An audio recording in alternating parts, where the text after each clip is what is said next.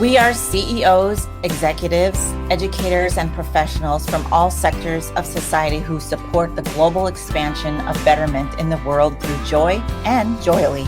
I'm your host, Cheryl Lynn, founder of the Chair of Joy Experience. Together, we have developed the World Council of Joy, and our council invites CEOs and innovators from impactful organizations to the Joyly podcast. We showcase how generous, bold, and fully engaged they are in their work and what a culture of joy is to them. Welcome to the Joyly podcast. My name is Cheryl Lynn, and I am the Chief Visionary and founder of the Chair of Joy movement. I am very excited today because we have probably one of the most fun, energetic, and exciting guests that we've ever had on the Joyly Studio platform. So let's welcome everyone, Eva Vennari, founder of the Elevate Institute. Welcome, Eva. Thanks, Cheryl. I'm glad to be here. So exciting. So you and I met, just via LinkedIn. And then I asked you, would you come out and sit in the Chair of Joy in Malibu? And you showed up and we had a very interesting time.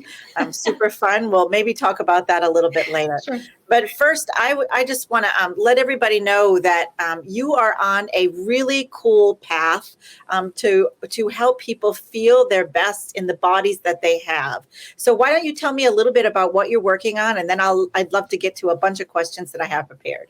Sure. Yeah. What I'm working on, that's different than what I've been working on to some degree, but I'm finding myself in this very beautiful space of allowing, of just letting what needs to come through me as a healing modality come through. And so I'm a holistic practitioner and been working in hair analysis for the last 11 years. And that's helped a lot of people with all of their symptoms that don't show up on an x-ray, and bringing them back to life. And I've discovered along the way that there's a spiritual path that comes into play. And so that's where the fun really comes in. Let's talk about supplements. Ooh, boring, yuck. But we talk about other things as we can improve the quality of our life and our experience. That's where it gets fun. So you and I met on this conversation of joy. So we had you sit in the Chair of Joy, and you said this is one of my most exciting topics. So tell me a little bit, just maybe a couple of things about, if you remember, why the Chair of Joy is such an exciting process for you, and kind of finding your way back to joy on a regular basis throughout the day is important to you. Yeah, I think that how we feel is probably the most important thing to be aware of. Not to the point of being self-involved, that's not really what the purpose is. It's more like checking in with ourselves and thinking, am I feeling a way that brings joy? Because that cavitation of difference that we feel of doing things out of obligation, guess what that brings? Illness. Yeah, it's more common than often. More commonly, than often misunderstood, is this idea around boundaries. And if we're doing things out of obligation rather than joy, we're actually leading ourselves down a path of poor boundaries, doing things, sacrificing ourselves for other people's welfare. And it's the same thing. It goes right back to this conversation that we all have had on the airplane. Put the mask on yourself first, then help other people.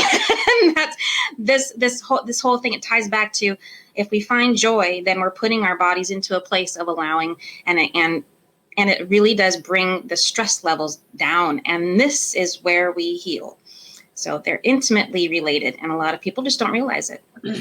So I'm fascinated by the fact that you've been doing this work for a long time, and also that you're expanding this based on different things that you're hearing and being called to do.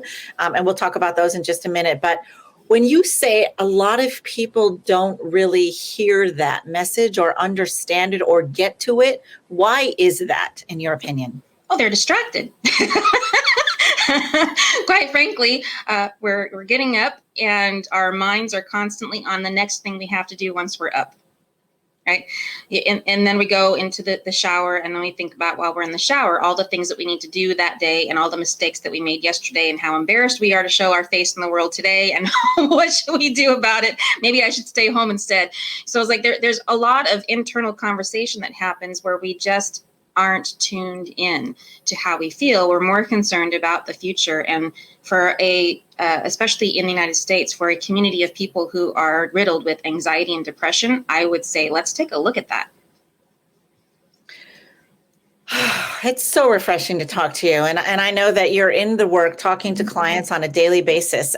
What is the thing that you're working on right now, not only for your immediate community, but I think you also have a couple of projects about global betterment as well, and how you can have a more positive impact on all of us across the nation as human beings. Yeah, I mean, I work with other practitioners, not necessarily of the holistic health. It's practitioners in the realm of, let's call it spiritual awakening and awareness. And it's what's been considered woo-woo work for a long time. But I'd like to consider myself a grounded woo-woo person, let's call it that. And we're looking at all of us collectively creating a space where it's not just medicine that heals. All medicine is good. It's just how it's applied. And we need to stop thinking of things as compartmentalized, as to it's not alternative, it's not complementary, it's all medicine. And that includes the whole thought process that I mentioned earlier. It's really about a balance. And so this is where we kind of touched on right before hitting record, is like 2022 is a 6th year. In my woo-woo, absolutely, this is about taking numbers and sacred geometry and sacred numbers and all together, smushing it and coming up with ideas that make sense for society. And right now, I believe that our focus moving forward is really finding balance. And it's the balance between work and home. It is the balance between how I think and how I feel. It is the balance between our feminine whether we're a female or a male body, it doesn't matter. We all have feminine and masculine within each. And those are being balanced out from a injured or wounded masculine and wounded feminine to a more divine sense of being. So this is the work that I'm finding moving forward is necessary. And so with people who are clearing out and becoming more balanced, they're finding they have blockages. And this is the next movement forward for the Elevate Institute, is bringing online something called Restore, which is the energy clearing of, and wait for it, hexes, curses, spells. You're like, you're crazy. But if you've walked through a Barnes and Noble lately, you've seen the amount of spell casting books, witchcraft for today's modern mystic. I'm like, holy cow, this stuff's dangerous. Stop it. And so a lot of people are riddled with problems and they don't know where it's coming from. I'm one of those people who can clear it. So this is one of my focus. Not only do we clear toxic metals out of the body, but we can clear those things that are applied to us by others' ill will. I am fascinated by you, my dear. And just having the chutzpah to say spells, hexes and the likes, this takes a lot of fearlessness. So I think not only are you a joyful person, you've figured that out and you can show up in the world like that, which of course impacts everyone that you meet and greet. But how is it that you get to be fearless? And I don't know if you've always been so overt with this conversation that we're having right now, but it's pretty phenomenal. And I think extremely exciting to have something else to think about besides our constant distraction. So who is it in the world? Tell me a little story about your, I know you have a beautiful little girl story. So if you could just tap a little bit of that and then, a little bit more about, who you are today as far as fearlessness goes. Fearlessness. Oh gosh. Yeah. I think you're talking about my story on Suit Talks when I jumped off of a 2-story high dive at the age of 8. It is something that is a thread of consistency in my life. As I've built a business, I've discovered this is a strength. And, I don't really know where it comes from other than it's a little bit more measured than what it looks like. So it looks like, oh, she's taking this huge risk, but I've been having these private conversations with people for years, wrapping my arms around fellow mystics. And it's okay one-on-one, but I realized there's so many people that when I just tap into it with hey, energetically speaking, I can feel this from you. And then they go, oh yeah, I didn't realize you could feel that or that you could see that. And clairvoyance kicks in, medical intuition kicks in. There's all of these different lines of communication that spirit will feed us information through, and it's our job to interpret it. I've just come to a place where I've learned to accept it and then gained confidence through repetitive conversations like with you and with other people over and over and over again. And so now I just fearlessly go, well, other people have said they experienced this. I'm okay with speaking to it rather than tiptoeing around it, because I think it's high time that we do acknowledge we are more than just our physicalness. We are much greater. Thank you for that. You sort of tapped into that story, but we would suggest that you go watch her TEDx talk and, TED Women talk, right? Yeah, it's a Sue talk. That's Sue okay. Talk. Sue talk. Yes. So let's talk a little bit more about, it seems like you have spent a lot of time and energy focused on the science of your work, right? And the research that supports the change and the shift toward this conversation.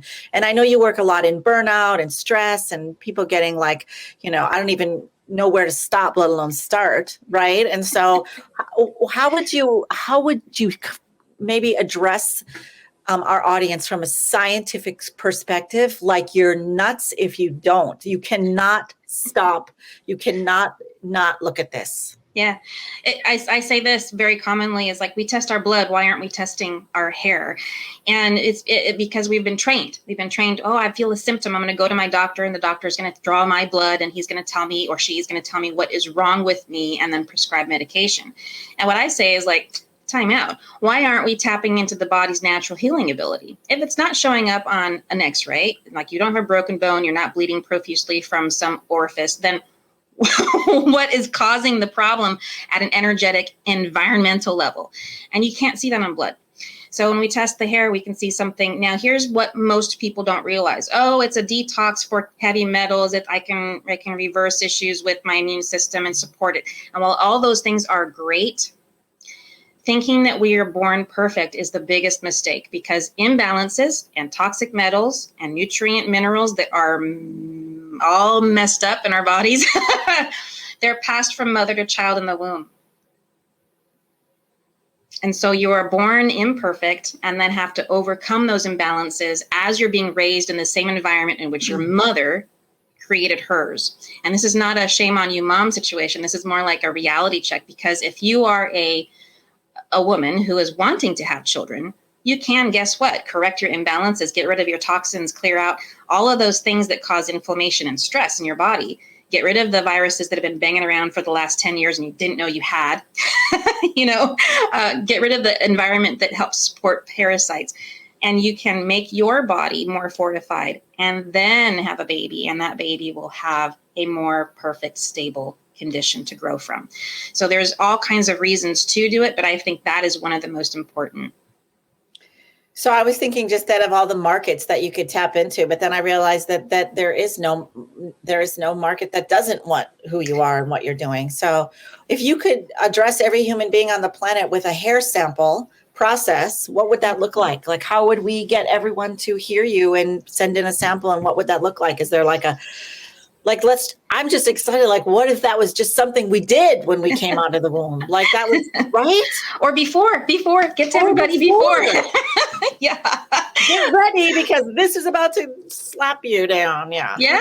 And it's interesting, because I've struggled for the first few years of my business to figure this out, because I feel everybody should go through this process at least once in their life. If you don't learn from the first one, or you go through some sort of traumatic incident where your body takes on toxins and can't detox on its own, you need to do it again. But that said, it really comes down to what you think. So if you're a person who's listening to this and saying, yes, I agree with that. I agree with the idea that if we give our body what it needs, then it can heal itself. And I don't believe necessarily in all drugs are the solution, and that I don't want to have to chase down the latest fad or the latest trend diet and try to get myself back into my skinny jeans from junior high school. That is not the definition of health. If you're on that path and you hear it, then I would say, find a practitioner that, falls in line with your values and can get you there. But otherwise, the other side, they're going to rule themselves out and say, no, this isn't for me. And that's okay. The thing is, it's still going to work for them, even if they don't believe in it, which is crazy. It's like, why wouldn't you? Like you said, why wouldn't you do this? So how does it work? Really simple. I mean, the idea of what we're looking at is your trash report. Is how I affectionately call it.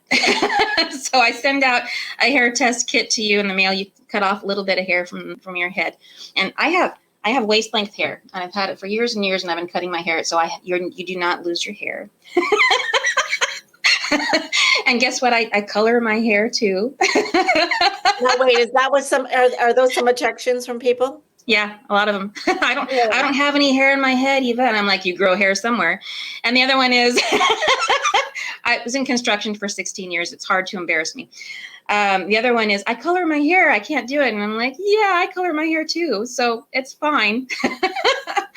Yeah, it's easy to do. So that's the thing. It's easy to do. It can be done from the comfort of your own home. You never have to visit me in my traffic. I'm looking outside through the traffic of Los Angeles. This is easy. It's very simple. It's meant to be running in the background of your life. It's not meant to take over it. So the idea is everything that you take in, your food, your water, whatever sits against your skin and doesn't have a rinse cycle that's well enough to get the junk out of your clothes, it absorbs into your body. There's no doorman.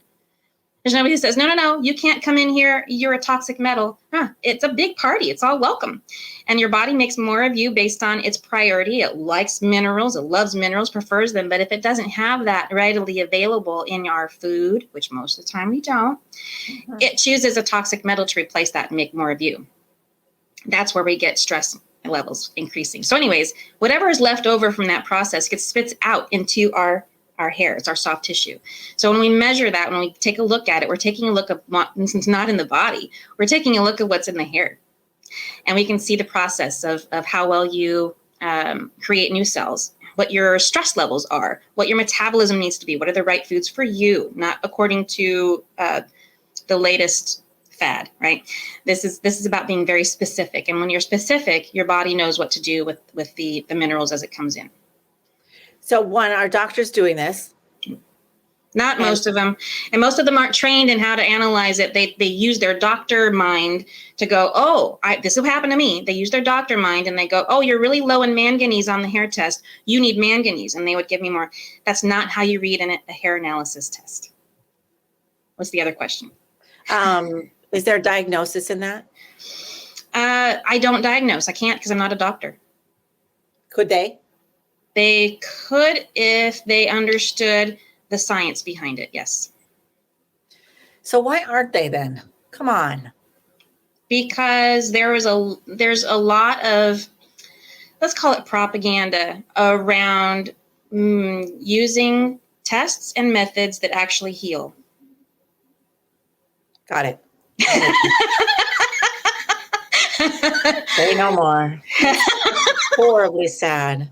Horribly sad. So what does a kit cost? What is the analysis cost? And then what does one expect to do after the test is taken?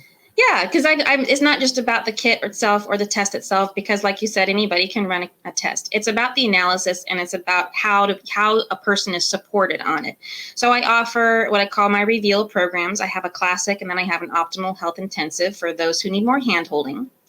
People who are more self-starters, they like the classic. And those who are like, I don't know the first thing about taking supplements and I'm not eating regularly and I am having a hard time just getting up every day, they need more hand-holding. And so it depends on where they are and the process will range in price. Beautiful. Yeah. All right. So we're winding down here, but I'd love for you to tell us about your Reiki world and what's happening there, and a little bit about your stones would be great. If you have them handy, that would be super. Oh, they are just inches away from me, but not within arm's length. So I will have to get up to get them. But there has been some really interesting developments. Just you ever had a day when all of a sudden everything you've been working on, it all culminates and you realize that the universe has been conspiring on your behalf for a while? Those magical moments I love. And that's what happened here. So I had never had any interest in being a Reiki practitioner at all. I'm like, yeah, okay, those people are weird. But I became a Reiki practitioner because it was being offered through my mystery school courses. And it's a very powerful form of Reiki. It's Usui Reiki for sure, but it's basically the same energy that Christ embodied with himself and was able to touch people and go, you are now healed. Now, I'm no Christ. I'm just going to say I get to play with those energies. And as they come through when you're doing Reiki, it's one way, right? And so I'm also a little bit of a nerd. So I put a pin on that, Reiki practitioner, and did that work to become one. And then I thought about the use of resonance and what's now called laser med technology. And I've been studying this and following up and kind of, let's call it stalking for 10 years. If you know anything about laser med, it's the use of lasers and lasers that kind of, and I'm using, let's see if I can get on the camera, lasers that come at a 45-degree angle or 90-degree angle. Yeah, that's 90 degrees to each other to activate stem cells in the body. Mm-hmm. If you know about stem cells, great. If you don't, I invite you to look it up. But the idea is basically it allows a part of the body to rejuvenate everything from every kind of tissue, because that's what we were when we were babies. That's how we were made. So the technology of laser med has been not perfected, but it's come a long way. And where those two lasers meet and they activate the stem cells, if you're under 30, then they can activate your own stem cells. If you're over 30, then they have to inject somebody else's stem cells. That's the technology. So in using Ensophic Ray energy, this is God energy, right? Christ-like energy. I'm believing and chasing proof this year. This is my goal this year, that through these stones that I have that Cheryl's talking about, we can actually take the Reiki energy and focus it. And I have a medical intuition as part of one of my gifts. Use medical intuition to guide those towards a part of the body that needs rejuvenating and activate the stem cells within. So this is the work. This is what I'm attempting to achieve this year. And again, it's fearless. I have no evidence that it works. I've just been using it a little bit and people are noticing a change and they feel different. So I actually need somebody who can go, here's an x-ray of their L4 or 5 before they started doing this. And here's an x-ray after. I would love support in that. But this is the work this year. So what is your training? What is your training, Eva, when it comes to this? Multiple. So yeah. You start off with being an initiate in the lineage of King Solomon through mystery schools. And so this is about harnessing that energy, God's energy. Not to be God, but to be a clear conduit for that energy to come through, right? So let's be clear. I am not God. So that's training part one. Part two is this Reiki. And I'm developing the certification on what all of this means to combine the classical, or I should say the Western Reiki that Usui brought to the United States years and years ago, and what we commonly know, to this, I would call it an upgrade, or at least a more specialized form of Reiki. Yeah. So your vision is to have many of your trained coaches or consultants that are doing the same kind of training that you've just developed. Is that right? Yeah, just developed, and I'm playing with, and it came to me through being in alignment with the stream of consciousness. And that's very woo-woo talk for, I downloaded it, or I don't know what else to say, but if you have that vernacular for woo-woo talk, then you'll get it. I think it's becoming more and more common. So I don't think that's woo-woo anymore. People maybe 20 years ago called it woo-woo, but even when it comes to joy, somebody said to me yesterday, well, like, you just want a joyful workforce. Is that where you're going after? And and she goes, we can't talk about that because it's too out there. And I said, you know what? It's changed, and no, we're not just making a joyful enterprise. We're making a group of people, employees, hundreds of them, maybe thousands, to understand what it's like to control and have their own sense of joy, right? Mm-hmm. And that's completely different than trying to fix everybody to be happy, right? Yes. Yeah. I was just in conversation about this in the workplace, not maybe yesterday or the day before, about the future of problem solving. And it kind of comes down to that leadership less of a hierarchy, right? And so you have maybe a group of people that come together to solve a problem, but they've brought in or downloaded, come into alignment with the stream of consciousness about the solution according to their own expertise. And then when the people come together to solve the problem or workshop it, or however it is that they want to mastermind the solution, rather than having one person in front of the room guide it, it's more becoming this intuitive moment of, oh, that's my piece. I'm going to stand up and take leadership for the moment, say what I need to say, let others feel the alignment of that, because a lot of people get chills when they feel something is right, or they have some other knowing. They're like, oh yeah, that makes sense. Let that happen, and then sit back down and let somebody else take it from there. And I see that as the future of business. I spent 25 years in corporate America, and I wish that people knew how to listen to each other, as opposed to just, you need to do this because corporate says so. Yeah. I think there's better ways to handle problems. And I think sometimes my daughter just created a whole mental health organization in a very silo-orientated corporate environment. And it took her 3 years for them to hear her, right? And it was a long, long process. But, what you're saying is if we probably can hear each other from a department level, but it's being told to us, like you said, from a corporate, lead the ship, process, that it's not being heard or changed or shifted. So it's unfortunate, but maybe through your work we'll get there. So if you could address all the CEOs listening, C-level and even HR and diversity inclusion folks that are listening today, what might you say to them as far as how they might operate their corporations? Hey, this isn't going to be politically correct, but I'm going to say it how it is. Shit rolls downhill. And so if the person at the top is not feeling well, being able to receive information at an intuitive level to guide those that they're responsible for. Let me wrap it up with this. People, good employees, don't leave companies. They leave people. They leave managers. So people who are in authority and positions of power, they need to do this clearing. They need to get their body into a place of, I feel good. I can get my body out of the way so I can concentrate on what's in front of me, so that this company and I can be of service to my community. That's the key. That's really what this work is all about. And it's them waking up to even knowing, right? They're going to sleep at night thinking more people are going to leave, more people are going to leave, more people are going to leave. But that, like you just said, they're 100% responsible for that. So it's yes, I have to do this, but it's also like, what is my role in this, in my corporation and in the company and in the world, really, to take a step aside. And there's nothing wrong with that.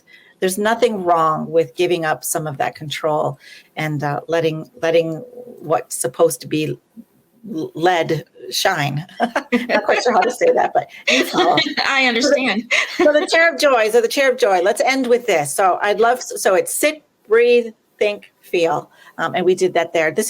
I'm starting to say, just do 10 seconds a day or 10 seconds per session. If you can get in a funk, right? If you can get in an overwhelm and stress, you can get out of it. It's that simple. And why stay there if you have to? And so here we are sitting. We're just going to go through the exercise really quick because it's the chair of joy hour. So everybody take a seat for a second, taking a deep breath. Call in one joyful moment. And Eva, we've not seen each other in a little while. So what's been one of the most joyful moments you've had in the last while? Oh, the magic. Yeah, just the magic of bringing in good people, good friends, good times. Yeah, there's a lot of that. Anything one specific? Anything?